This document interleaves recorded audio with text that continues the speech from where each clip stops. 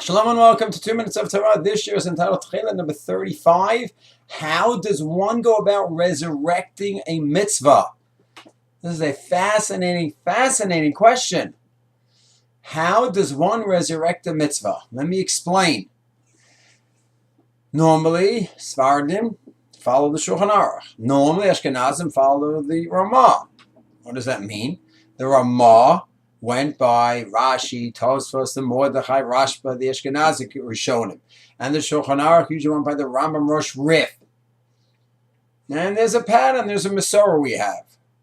Well, what happens if a mitzvah is gone for quite a few centuries?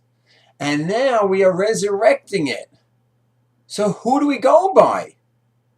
Let's be more specific. Tchelet. Person says, I am convinced the Murex is the Tchila zone. This is the Tcheles, and I am going to purchase these strings. I want to have blue. And I'm convinced it's the right one. And my posek tells it to me. This is what I'm doing. Wait a second.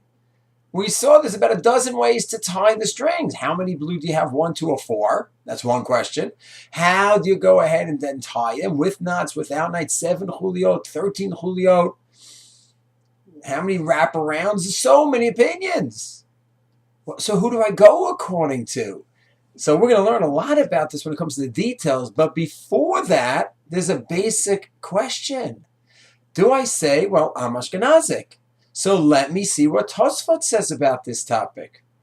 And Sephardim will see what Rambam says about this topic. That's what we usually do.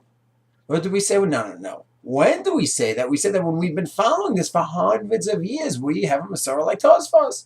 Famous question, Sukkah, Rosh Hashanah, where the women make a bracha on optional mitzvot. And Ashkenazim do, like Tosfos and the Ashkenazic Rishonim, and the Sephardim usually don't.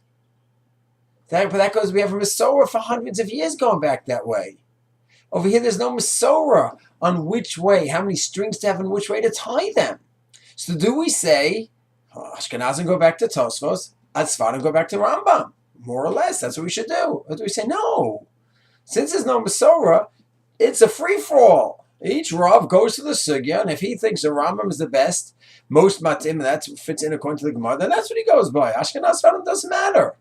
It's a fascinating question, and Mitzvah we're going to analyze this shaila and try to make sense of it in future shiurim. Shalom.